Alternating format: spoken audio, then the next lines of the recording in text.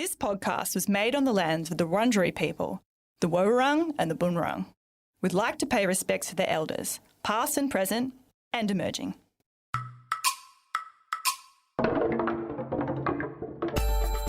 From the Melbourne School of Psychological Sciences at the University of Melbourne, this is PsychTalks. Hi there, and welcome to PsychTalks, where we look under the hood of some of the latest research in psychology. We chat to experts here at the Melbourne School of Psychological Sciences about their discoveries and what these insights might mean for you or your family or friends. I'm Associate Professor Cassie Hayward, and I'm joined by my co-host, Professor Nick Haslam. Hi Cassie. So last time we talked about just how powerful new generation social media algorithms have become at knowing us. And we wanted to revisit social media again, but this time we're delving into content warnings or trigger warnings. In some way, these warnings have become almost mandatory when it comes to sharing material that may upset people. But have you ever stopped to wonder about whether these warnings actually work? Do they A, stop people looking at this upsetting stuff in the first place, and B, help them to feel less upset if they actually see it? Or, as we'll discuss today, can they actually backfire? To shine a light on this, we're joined by Dr Ella Moeck, who specialises in the interplay between cognition and emotion. Ella, welcome to the show. Delighted to be able to talk to you today. Can you tell us a bit about your work on future-oriented emotions and emotion regulation as a sort of backup and scene setting before we get into trigger warnings? Yeah, for sure. And thank you so much for having me. My pleasure to be here. So broadly, my research kind of focuses on how our emotions influence the way we think about the past and the future. And I find anticipated emotions or emotions about future experiences particularly fascinating because it seems to be like they're the ones that people have the most trouble dealing with. I'm very interested in kind of characterizing those and also understanding how we can help people manage them through emotion regulation. So what is emotion regulation? Yeah, so emotion regulation are the ways that people try and change or maintain their emotions. So various strategies that people use. For example, maybe you're in a bad mood and you want to put on your favourite episode of Friends to distract yourself from that mood. That would be an example of emotion regulation. Couldn't that make it worse? Depends which episode you choose, I guess.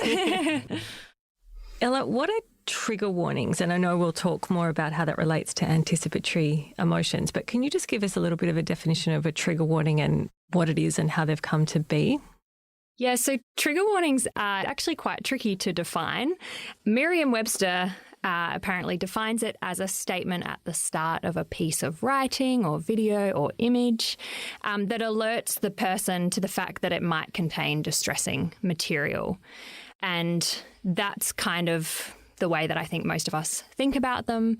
But for a more scientific definition, it's kind of any statement that intends to help someone to either avoid content that's likely to trigger them to think of a past experience or to trigger negative emotions related to their past experience.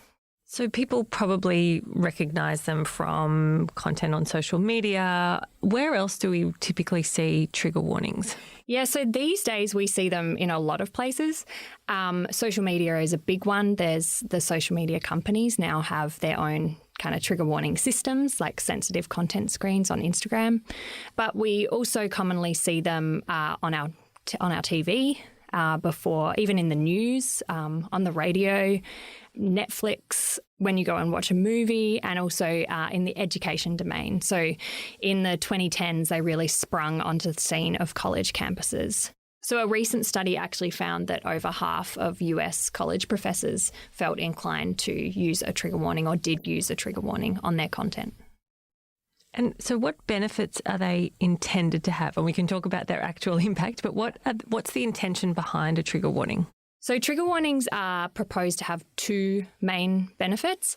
The first is to allow people to avoid content that they don't want to see. So by knowing that it's coming up, you can make a decision to, say, turn off the news bulletin. The second proposed benefit is that they allow people to emotionally prepare for seeing that content. So by being warned about it, the idea is that you can then kind of engage in emotion regulation strategies that help you. If you then either have to view the content or you want to view the content, that kind of thing. So they're the two benefits they're proposed to have. So where did this idea come from? So you've said that it's sort of taken off in the last decade or so, but has it got a deeper history than that? Yeah, so trigger warnings themselves actually date back to the 1990s, and they first appeared on feminist messaging forums, and they started quite simple. It would simply say at the top of a post, trigger warning, and it was usually to alert readers to content around sexual assault and other types of trauma. So the kind of origins comes from the literature on post-traumatic stress disorder, and this idea that when you encounter something that reminds you of your trauma, it can elicit what's called re-experiencing symptoms. So this includes things like thinking about the event, experiencing the same emotions you had when that event occurred, and up to as extreme as having flashbacks about the event as well. So yeah, that's kind of where they first appeared, was on these feminist messaging boards.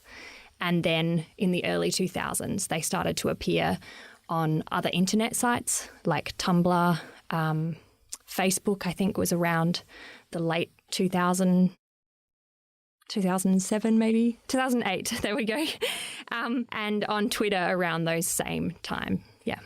So it sounds like one of the things that's happened is the idea has evolved. So you mentioned how it started off with a fairly narrow meaning to do with trauma and assault. The impression I get is that over time it's broadened to cover a whole range of more objectionable sorts of things. Is that true? Yeah, that's definitely true. The first warnings also used to appear commonly on like self-harm and suicide content, so those kind of things. But now it's pretty much anything that anyone decides might be remotely distressing, which of course is just impossible to ever constrain. And I think that's why we've really seen this kind of creep of trigger warnings into so many different domains. So is distress the idea that trigger warnings are meant to be avoiding or dampening or preparing you for, or is it specifically, or was it specifically anxiety or anxiety-related emotion? Because it seems like some of the things we now have trigger warnings for are more upsetting in a moral way, sort of generate moral outrage, or they're upsetting for reasons other than personal anxiety or personal trauma. Again, is that more or less correct? Yeah, I would say that's more or less correct. I think distress is kind of a catch-all term for any kind of negative emotion that people might experience when they view content that may be those kind of prototypical traumatic event related, but could also just be something like discrimination. We often see it on now, oppression, yeah, even like very historical events will be preceded by trigger warnings. So. And I guess that's probably what makes this so hard to talk about or challenging to talk about, because it does seem to get sucked into this culture war, polarization between people who talk about snowflakes on the other hand versus those who really want to be protecting people, vulnerable people especially, from the ill effects of gratuitous content. What's your feeling about the whole way in which this seems to have been politicised? Yeah, so I think in the 2010s it just became absolutely part of the culture war. And we kind of developed these two camps, the people who are pro-warnings and see it as, you know, an important part of being respectful or advocates for people's mental health. And then the anti-trigger warning camp, which are, you know, people who see them as coddling and as overprotective. And also, I think important to note about that camp is that you know, one of the key things that trigger warnings intend to do is allow people to avoid content, but avoiding content actually goes against the like therapeutic advice for post-traumatic stress disorder. It's not always helpful to be avoiding things that remind you of your traumatic event. That's a key claim that the anti-trigger warning people make. But these camps very much developed before we had any kind of empirical evidence on the topic. And do we have better empirical evidence now? Yeah, so it was around 2018 that the first kind of empirical studies on trigger warnings and their effectiveness really started to emerge. Yeah, so we've got now 5 years of research on this topic, and there's been a really great increase in kind of the prevalence of the research. And what are the main findings out of the research? And I know there's been a recent meta-analysis. Is that a useful way to think about where the empirical research sits at the moment? Yeah, so the meta-analysis that was recently led by Dr Victoria Bridgeland, it focused on kind of synthesising the studies that have been conducted to date, but focusing particularly on kind of the experiments that have been conducted. So studies that have compared giving people a trigger warning to giving them no warning and then exposing them to the same content and seeing how having a warning versus no warning impacts those two proposed benefits of the trigger warning. So does having a warning make people more likely to avoid content, and does it change the way that they respond to the content? And what were the findings from that research? So the meta-analysis focused on 12 studies that have been conducted to date. And what they found was that if we first look at the two proposed benefits, when people are exposed to a warning relative to no warning, it actually has no effect on how likely they are to avoid content. So it doesn't make people more likely to avoid, nor does it make them less likely to avoid. There is no strong evidence kind of sit in the middle.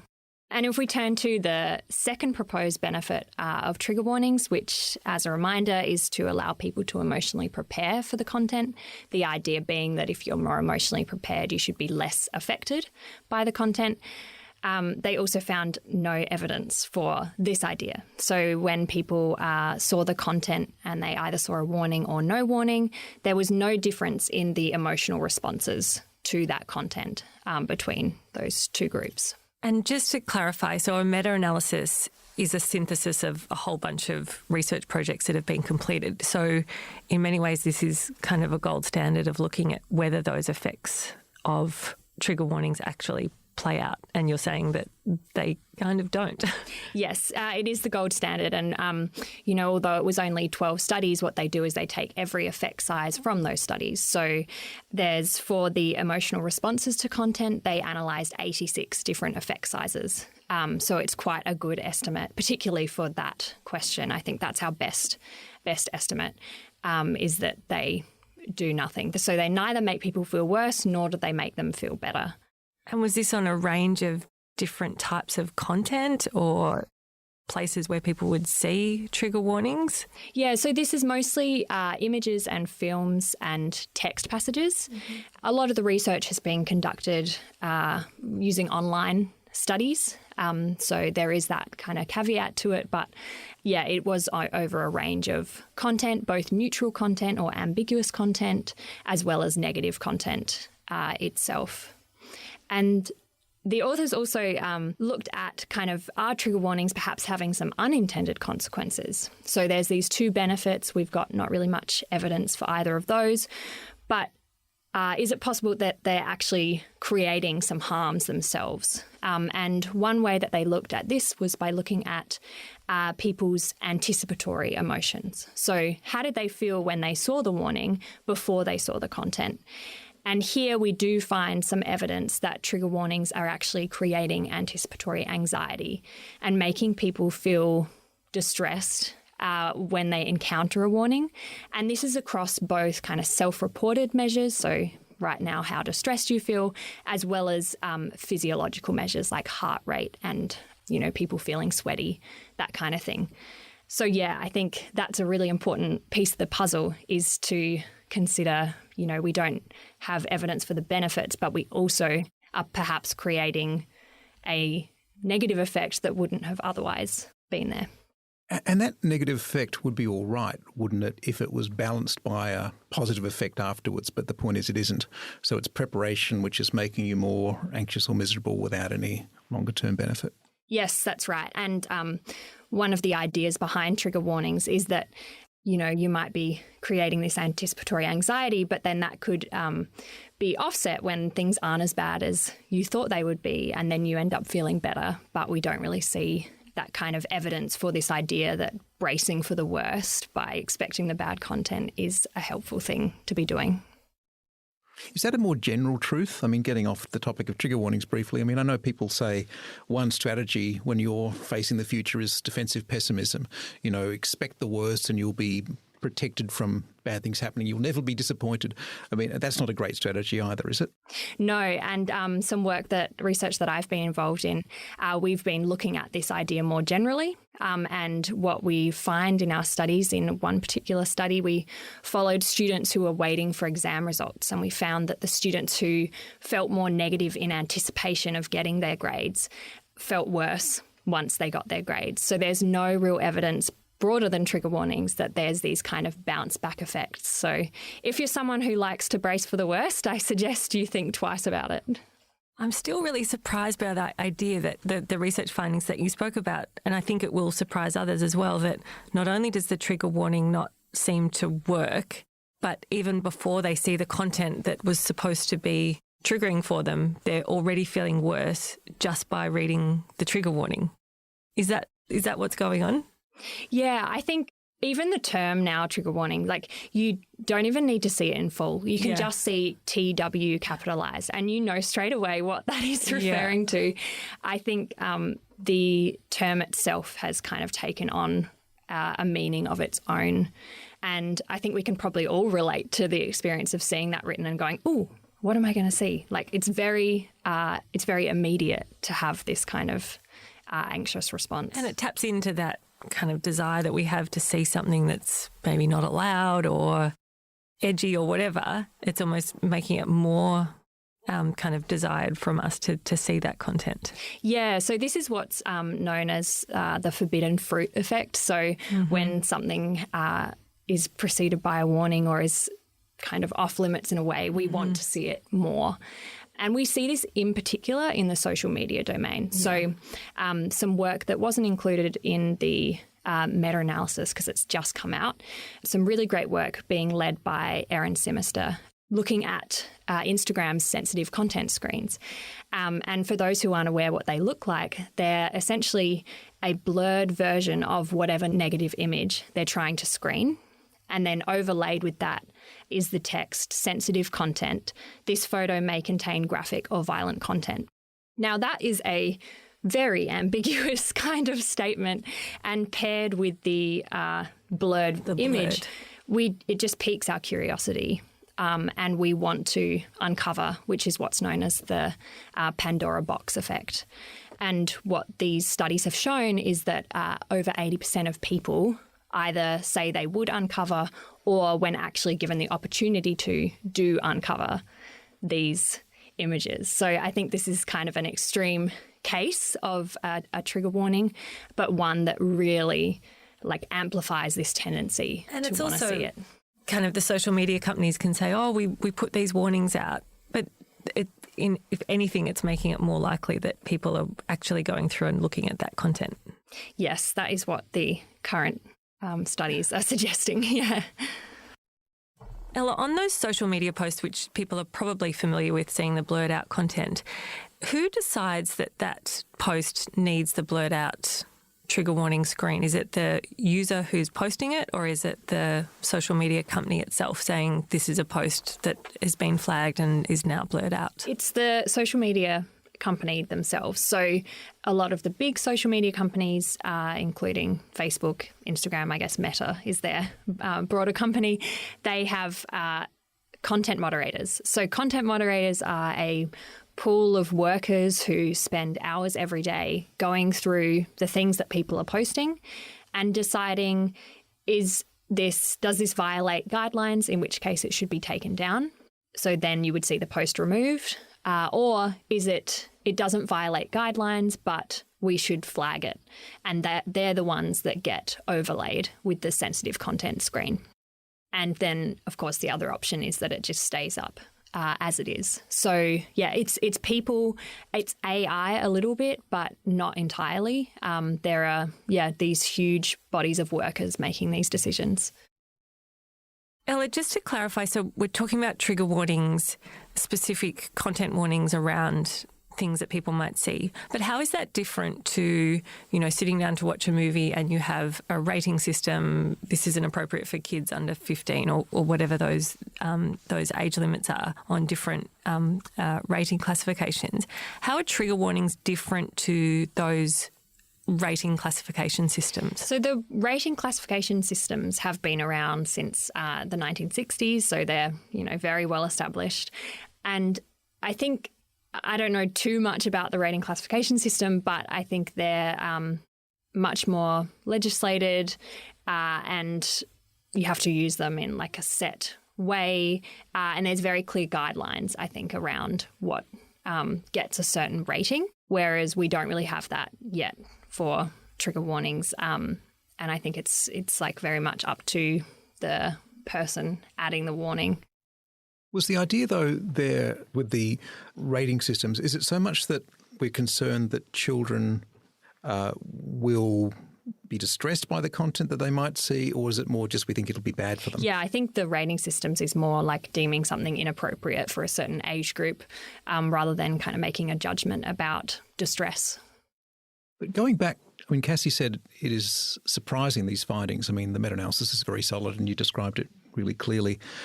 But I think it is still a surprise to many of us that this would come out because it's so intuitive that, you prepare someone for some bad thing that's going to happen, they will cope with it better. I mean, why do we have this common sense? Is it because psychologists have taught us that these sorts of things ought to work, or is it some other reason? Yeah, so I think what is a key driver of the effects, particularly in terms of the lack of effect on emotions, is that people see these warnings. We think that it's going to allow them to kind of bring up some coping strategies to help themselves. But in actual fact, very few people have these strategies on hand or know how to use them. And I think that's what we're seeing here is like there's this assumption that you will do something to help yourself, but in actual fact, most people don't. And in one study, participants were asked to imagine that they encountered a trigger warning for their most negative life event and asked, what would you do in this scenario? And there was very, very few of them who said anything to do with coping strategies. Most people said something like, I don't know. So, yeah, I think the assumption that people have kind of tools ready to whip out and use is a little bit misguided. But are there effective tools? I mean, are people just not coming up with them because basically there's not much we can do as human beings? We just have to face stuff?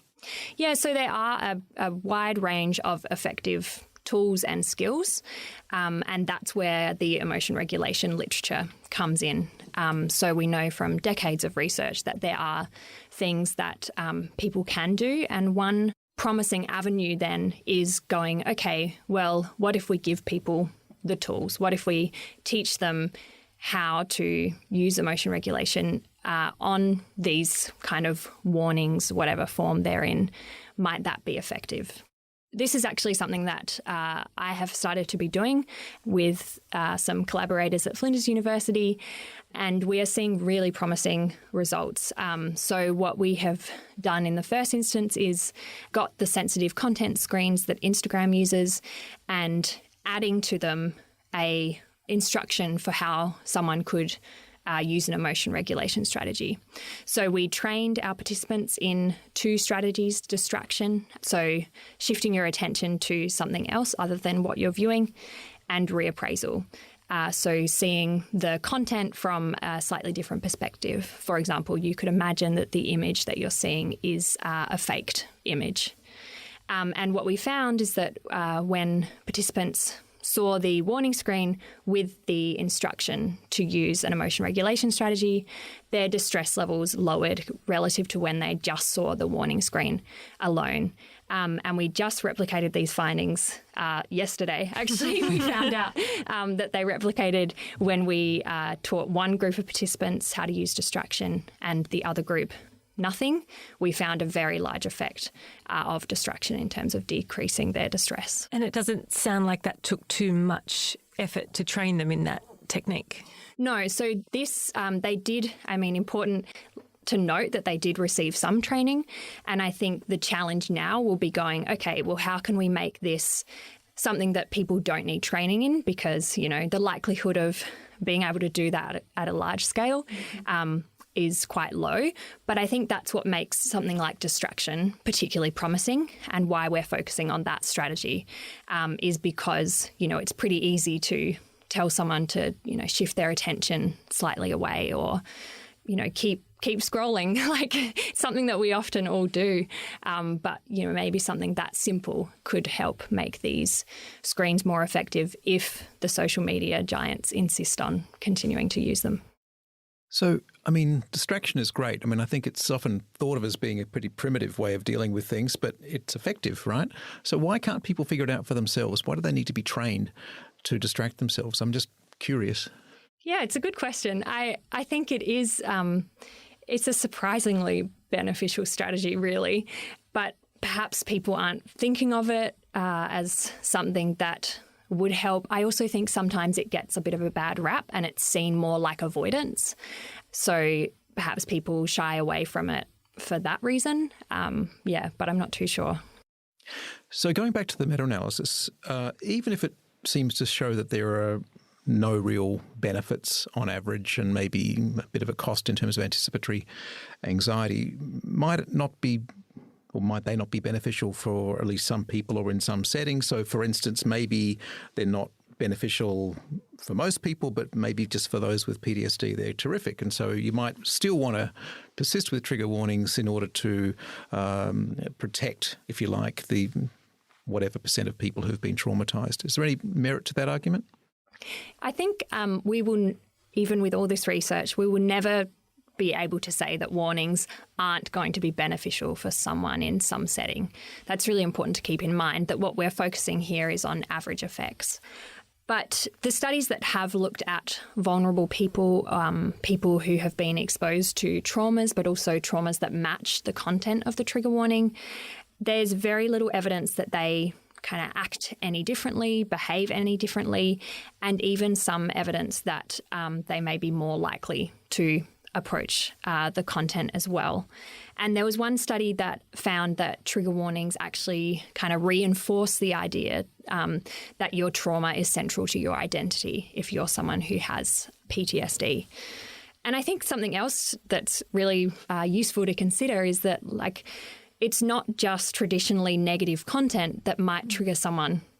It could be something that we all see as completely neutral, but for someone who's perhaps gone through a sexual assault, even smelling something that is remotely similar could trigger them. And we're not ever going to be able to put trigger warnings on everything when it could be such a wide range of content.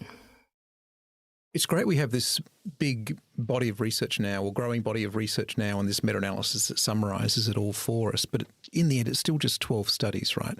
So what are the new directions that research needs to take to advance the field? Yeah, so the meta-analysis was on the 12 studies. There's since been quite a lot of stuff coming out around social media and Instagram sensitive content screens, because they were only put in place in 2017, so quite a recent initiative. But yeah, there's a lot more important questions to answer. I think we know very little about the effects of different types of warnings. So trigger warnings can take lots of different forms. It can just be the word trigger warning. It can be trigger warning and the type of content, or it can specify how people will react. So an example would be this content may be distressing for some viewers. So there you've got a particular emotional reaction. It can specify which groups it might be bad for. And then even go so far to specify how people should respond. So in one example, I think it was in an art gallery or a museum, it said you can exit toward the left. So trigger warnings can be any combination or just one of those things. And so they vary vastly in terms of how vague they are and how specific they can be. And there's really not been much research looking at, well, what are the effects of different combinations of these things? Besides one study that used the sensitive content screens and then provided people a description of what the image was that was blurred. And they found that providing people a bit more detail led them to uncover quite a bit less. So suggesting that there might be something there about giving a little bit more detail rather than just the vague kind of statements. But yeah, in general, warning type is something that we need to know a lot more about, I think. And then, yeah, what I touched on before of if social media platforms insist on using these, and they likely will because there's now laws around it, then how can we make them a little bit better? And I think that's where the emotion regulation studies might come in. And lastly, almost all the research has been done online or in labs. And I think we really need to get out in the real world. We've got the ability now through people's smartphones to be asking them how they're feeling as they may be encountering negative content, trigger warnings, that kind of thing. And so, for example, I think, testing the effectiveness of trigger warnings in a real environment, like in a museum or something, would be a really great study to be doing, and also looking more at like the longer term effects. So everything so far has been immediately warning content, but maybe there's something to be understood by seeing how this affects people over time. Ella, I saw some memes recently around the Oppenheimer movie with teenagers saying this needed a trigger warning to remind me that this sex scene was going to be uncomfortable to watch with my parents. So that might be another type of trigger warning that you can look at. Yeah. Speaking of museums, I vaguely remember some study that looked at trigger warnings with people looking at art and how it somehow reduced aesthetic appreciation or something like that. Did I hallucinate that study, or is it real? No, that's a real study. It's just come out a couple of months ago. And yeah, they found, so I think maybe for the first time, trigger warnings were having an impact on people's responses to the warned content, and in this case, reduce their appreciation of the art. So this could include things like how well done it is, the brush strokes, all those kind of, I don't know too much about all the art words, but the general appreciation of the artwork. And I think that's because by saying what it's depicting, you're kind of taking people's ability to just imagine things about it or to appreciate it, because, if you're told that it's depicting some kind of sexual assault, you're probably not going to think so kindly on the artist than if you were able to kind of enjoy that. So Ella, should we stop using trigger warnings? Should we use them only in some situations? And for those of us who work in education, should we avoid using them in lecture theatres at university or in schools? I know there's a lot there to unpack, but if you want to walk through some of those examples. Yeah, so university campuses are a place where they are used a lot, and there is a lot of pressure from students to use them. There was a survey done that found that 86% of UK students wanted to see trigger warnings in the classroom. So I think we're under quite a lot of pressure to be using them. But I think we should be resisting this pressure, particularly in terms of kind of slapping a trigger warning onto anything that could be remotely distressing for someone in your classroom when there's a potential harm that could go with using that. So it's not just that they're not achieving what they intend, but they could be making your students more anxious when they may not need to be. So I think, as educators, but in general, when we're posting on social media, perhaps you feel inclined to put a trigger warning, you should think twice about what it is you're trying to achieve. So is it that you're trying to signal that you care about mental health? Is it that you're trying to be seen as a good person? These are kind of motivations that we don't really want to consider in ourselves, but very much drive people to engage in this behaviour. And if it's because you want to, achieve the commendable aims that trigger warnings have, then what are some other ways that you could do that? Or what are some things that you could do as well as just having a warning if you do want to have one? So, for example, is it, if you're using a trigger warning, is it perhaps stopping you from engaging in conversations with your students about why some people are more distressed by certain topics than others? Or, stopping you from giving helpful strategies, or actually perhaps teaching your students what's something they could do if they go home and they're feeling a little unsettled by the content. And I think more practically, just being upfront with your students, perhaps in your syllabus or in the course description, exactly what kinds of topics are going to be discussed. So I think it's important not to say these may make you feel distressed, but rather just give a simple list of the kind of topics, and then they can make a decision for themselves if they want to enrol in that course. And then, not giving these constant reminders through the semester. So, Ella, I want your personal help on this. So I teach a lot in the Master of Applied Psychology, where we're doing a lot of content around behaviour change strategies. But to do that, we look at advertisements that look at road safety issues. So we're looking at traffic accidents. We're looking at health messages around cancer. We're looking at how to get people to eat healthier, how to exercise, all these sorts of things, which all could be and have been, students say, I think we need a trigger warning on this content. But how to say in those instances where pretty much everything in our course could typically be defined as a trigger warning relevant topic, how do we broach that with students and say, we're going to be covering a lot of sensitive topics, and do I just list them all? Or how do I approach that with students?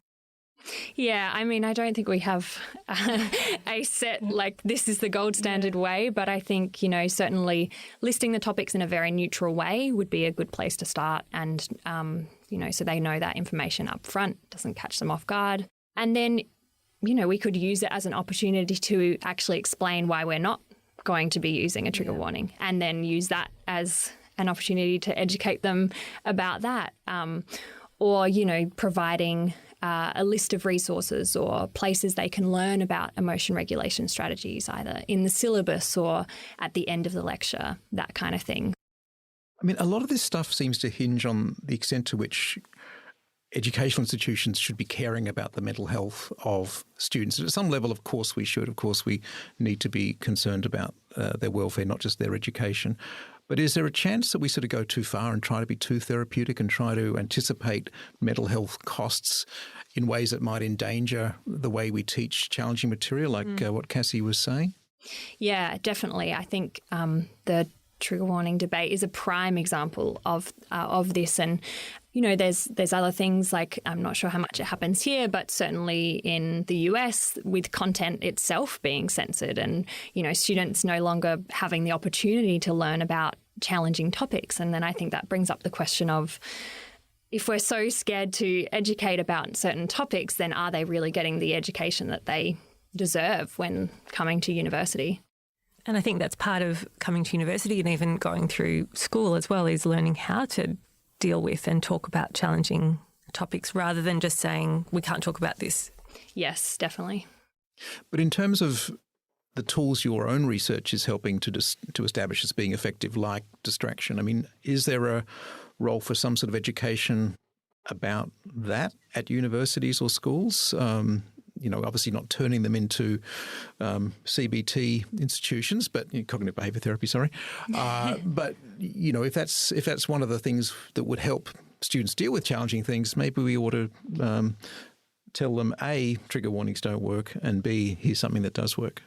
Yeah, and I think especially in the digital age, we're as a collective facing this challenge now of negative content is far more available now than it ever was before. And that's a challenge that I don't think we're yet kind of equipped to deal with. And, talking to students about digital literacy and what to do when you do encounter something that may upset you, because it's kind of inevitable that they will.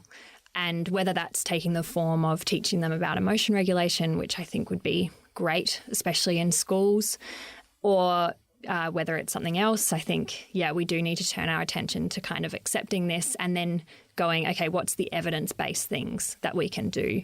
And, not just putting a warning on it, assuming people will have those skills themselves, because it doesn't seem like they do.